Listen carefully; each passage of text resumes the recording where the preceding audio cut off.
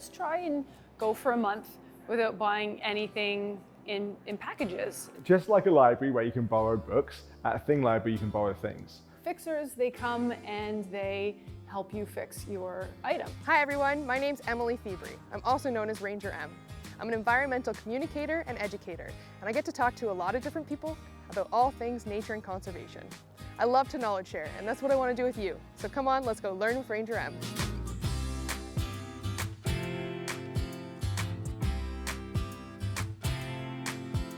Today I'm meeting up with Heenal and Kara, the founders of ReImagine Co here in London. And we're going to talk about all things package-free, plastic-free, and being as zero waste as possible. So let's go meet up with them. Well, thank you so much for joining me. I'm so excited to learn about all things plastic-free, package-free, and just learn about the programs that we're running here in London. I was just wondering if you could tell us a bit about yourselves and how you got here today. My name is Kara. I'm co-founder of ReImagine with Heenal, my husband. Together we have a blended family of 4 kids, teenagers and toddlers. So we're very busy between our family and running the store. We met about 11 years ago now in Guatemala, building schools down there, and opened ReImagine in 2018 just as a wanting to give back to the London community and help people reduce their waste like we were doing at home ourselves. And so the store, did it kind of come from a certain idea? You just kind of noticed that there wasn't this package-free kind of store in London? Or what was the start of this company? Moved to Canada, then saw that each week we put all this garbage just by the side of our road, and instead of just throwing it there, we put it in these big blue bins or these black bags, and it's like, okay, bye trash, it just goes away somewhere. But Never think of it again. Right, but there's no such place as away. It all goes somewhere. And I was reading online about trash, garbage, and saw that Canada actually produces more garbage per person than any other country in the world. That's crazy. And we think of ourselves, moving to Canada, new Canadian, like excited to be here. I think of Canada as being this, beautiful, progressive, caring place, which it is, and it's producing more garbage per person than any other country in the world, and coincidentally also almost more carbon than almost any other country in the world. So we thought, well, that's pretty shocking, and maybe we can't change the whole of Canadian society how it produces waste, but we can make changes in our own lives. And so we made a decision in, when was it, 2017? End of 2017, yeah. That we were trying to live a package-free lifestyle ourselves as a family. Oh, okay. I bet that was fun with 4 kids. So we said, let's just do this for a month. We said, the end of 2017, we said, let's try and go for a month without buying anything in packages, and let's see whether we can do that.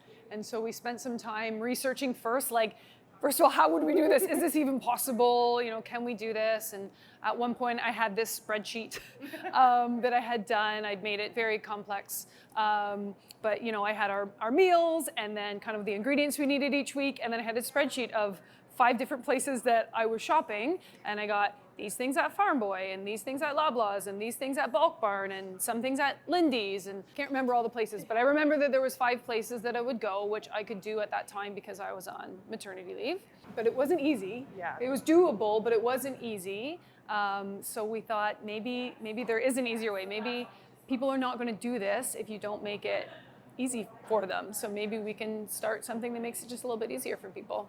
Imagine if you don't have a vehicle and you have to go to all those Yeah. different stores. That's possible. hard. So making one location is obviously a great idea.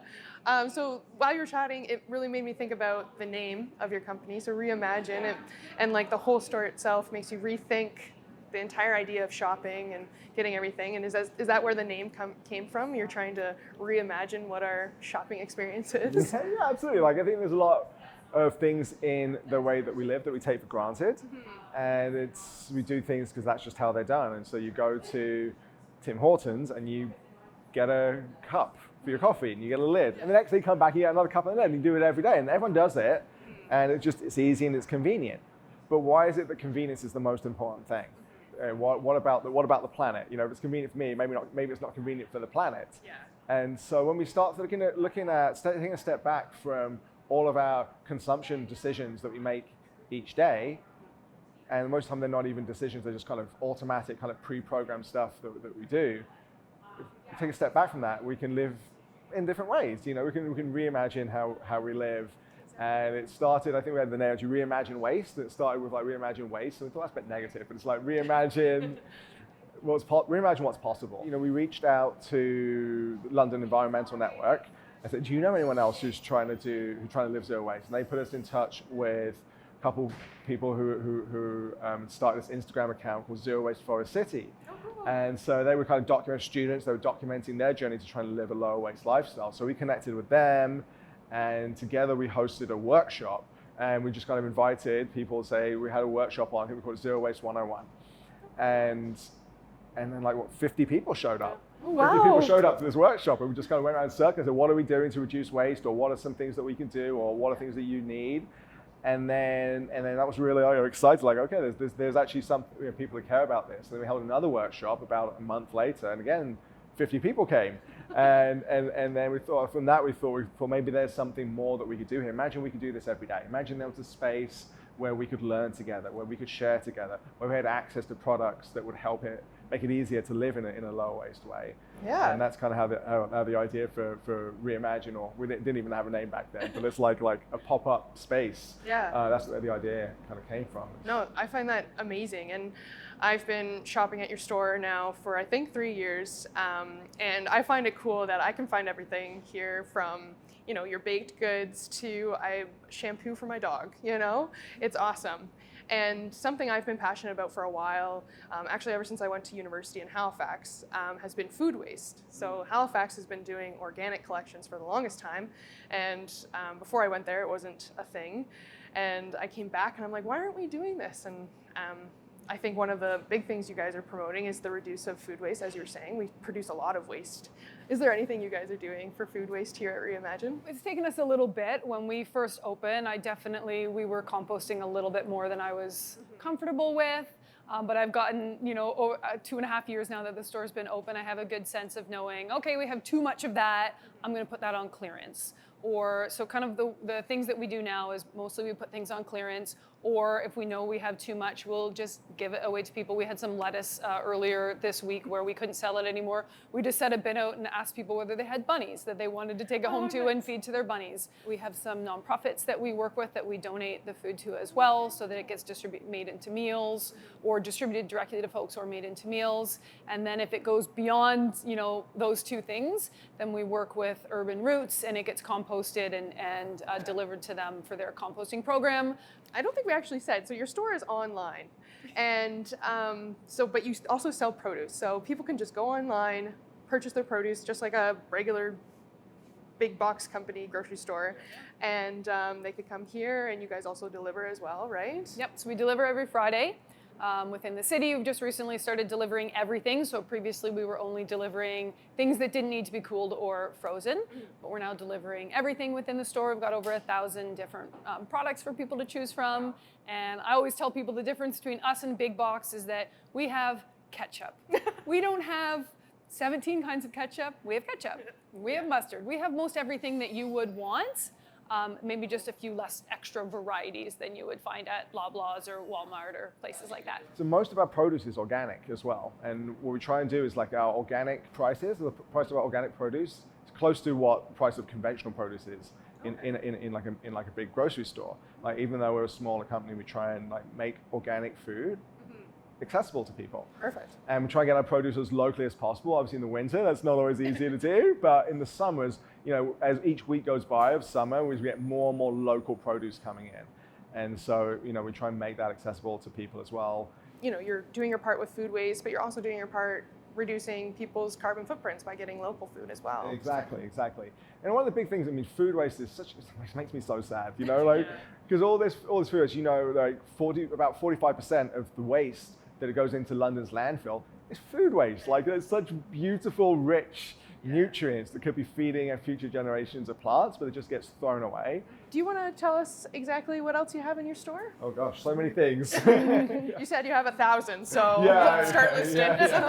So we've got a full lineup of produce. Again, most things. We don't have the very obscure, we don't have dragon fruit or some of the kind of more different type fruits and veggies, but everything that is, that you're going to find in most people's fridges and cupboards, we have here as far as produce goes. As Heenal said, about 85% of our produce lineup is organic. We have a few exceptions. The only reason why we get things non-organic is because they don't come package-free organically. Oh. So we do get a few things non-organically because that's the only way to get them in bulk. Right. We have a full deli section, so lots of different sauces, condiments, cream cheese. Everything in the store is plant-based. Oh, so cool. It probably makes it easier for people too, that if they're looking to go plant-based or looking to try to find more options, they don't have to go exploring. Yeah, there's no label places. reading needed here. Yeah, that's perfect. There's everything's plant-based without needing to look at it. In our freezer section, it's full of different vegan meats. We've got frozen fruits, frozen veggies, this amazing frozen cookie dough that's one of our top sellers. People really like different appetizers like spring rolls and samosas, pierogies, momos. We're trying to sell as many local things as possible, so we're supporting other small local businesses as well. And then we've got a full lineup of dry goods, so everything that you would need for your pantry, rices, spices, cereals, granolas, coffee, tea, pasta, Treats, candies. Yeah, we've got baked goods, Really nuts, good vegan candy. seeds. And then we've got a full lineup of everything you need for your bathroom as well. So we sell shampoos, conditioners, deodorant, toothpaste in bulk.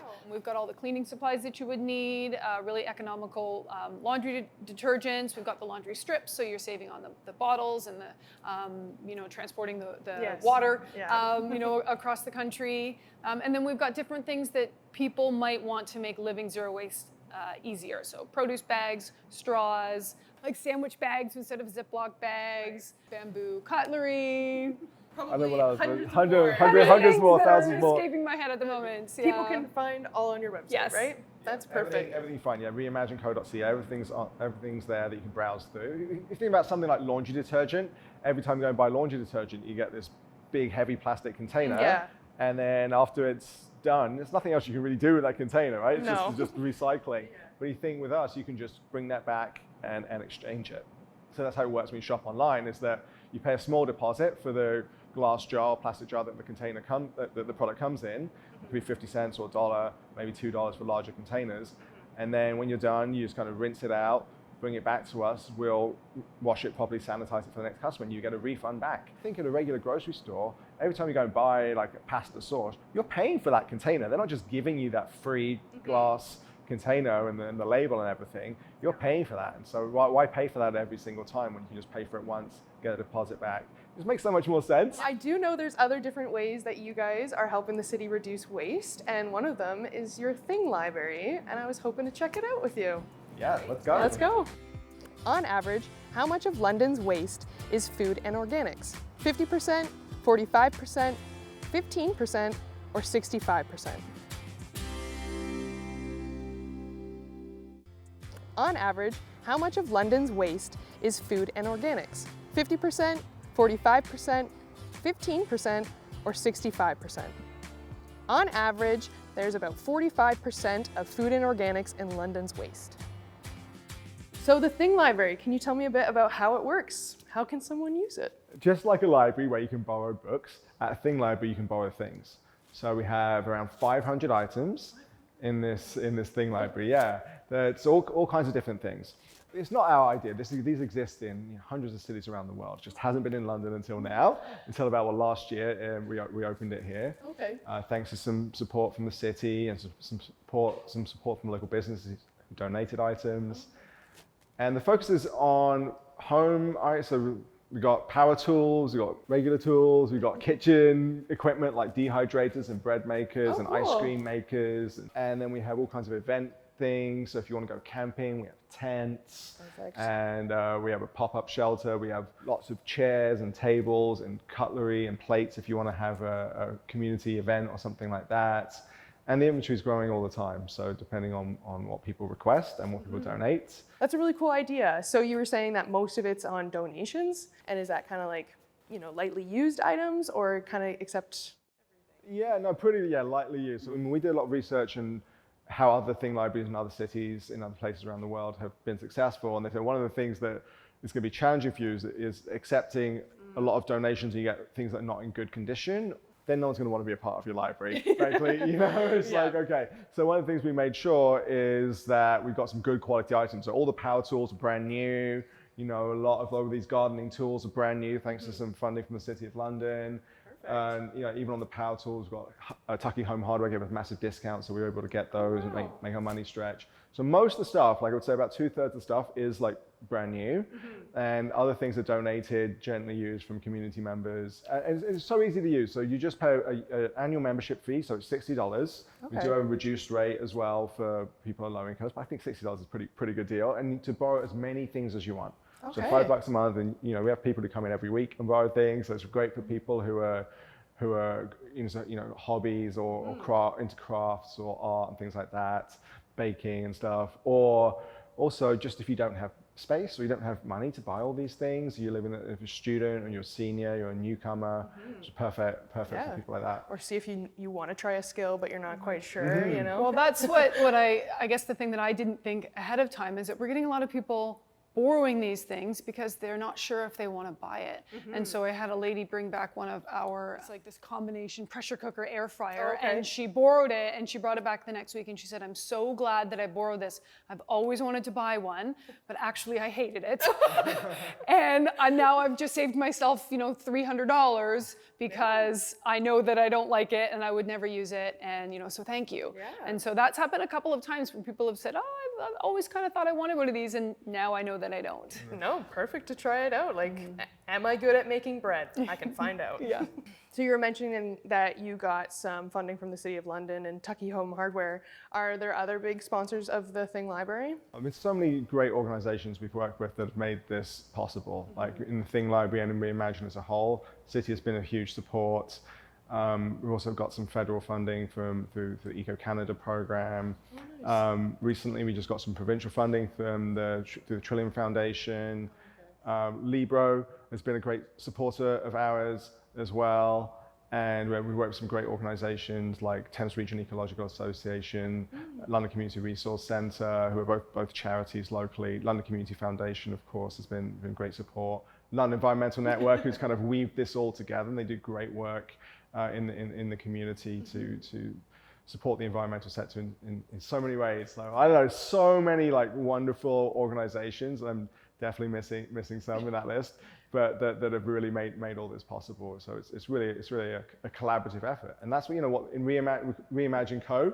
The Co stands for collaboration and working together. For sure, and it shows how much the community wants it and supports it. So that's great. So what Thing Libraries are supposed to be about, the community coming together to share resources. So I think it's quite fitting that so many people have taken part. Exactly, I love that.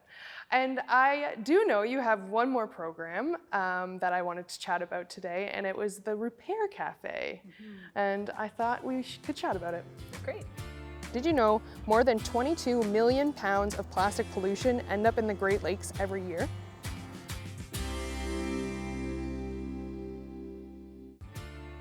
Did you know more than 22 million pounds of plastic pollution end up in the Great Lakes every year? So we're going to chat about the Repair Cafe. Can you tell us a bit about it? This is definitely our most popular event that we run. We started doing these back at our old store on King Street in the old Novax building. And the basic idea is, instead of throwing things away and buying a new one, that you can bring it somewhere. We have volunteer fixers. They come and they help you fix your items. Now, they're not 100% fixed every time, but the beautiful thing about the Repair Cafes is that people can learn how to fix things themselves. So this is, we talked about our grandparents knowing about food waste in a way that we don't know. Well, this is another skill that we've lost, is the ability to fix things. Planned obsolescence has made it that it's cheaper normally to buy a new something, a fan, instead of fix the old pan. So that's kind of what our generation has done, is just thrown things away, and we don't know how to fix things. So the nice part of the Repair Cafe is that you can come and you can get your fan, or we repair a lot of fans, but you can come and get whatever it is that you're looking to get fixed, but you are sitting across the table from the person fixing it, and if you're interested, they will tell you what they're doing. They will kind of assess the problem with you. They will show you what they're looking at, show you how to assess things on your own the next time.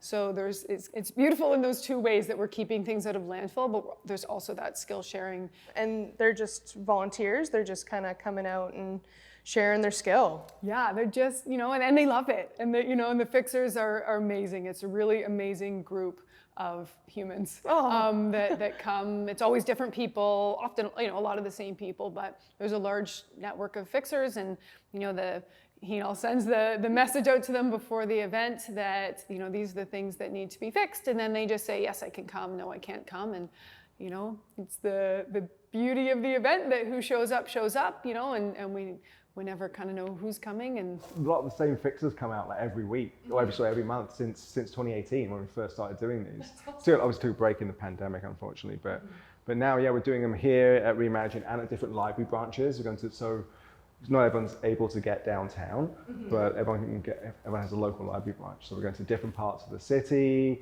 and helping people to fix their broken items. So we get a lot of different kinds of electrical things, coffee makers and toaster ovens and like some old stereo equipment. People also bring toys and small pieces of furniture.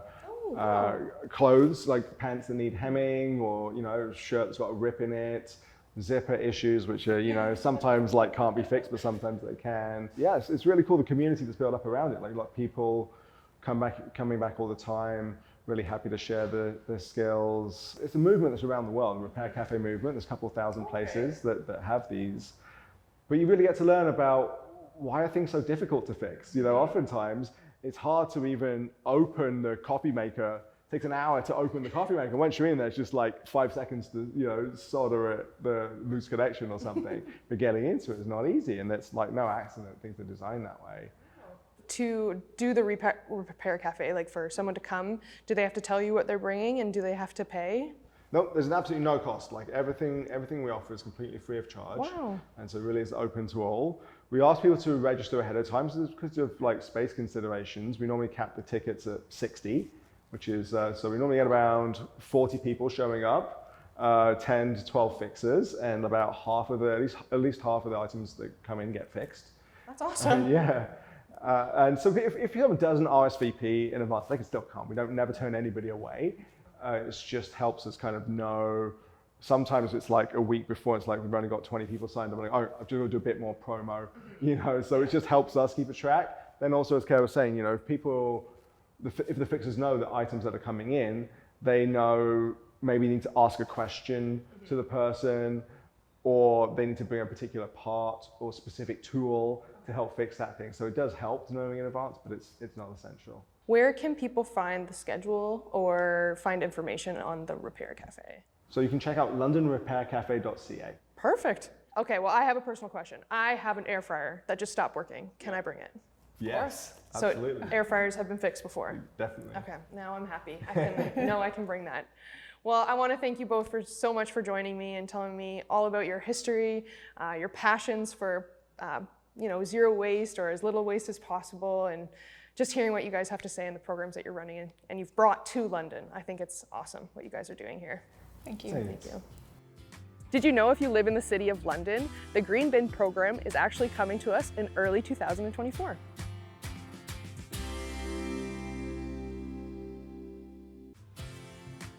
Did you know if you live in the city of London, the Green Bin program is actually coming to us in early 2024? Thank you for joining me and learning all about the different package-free and plastic-free options here at ReImagine Co. Until next time, see you in nature.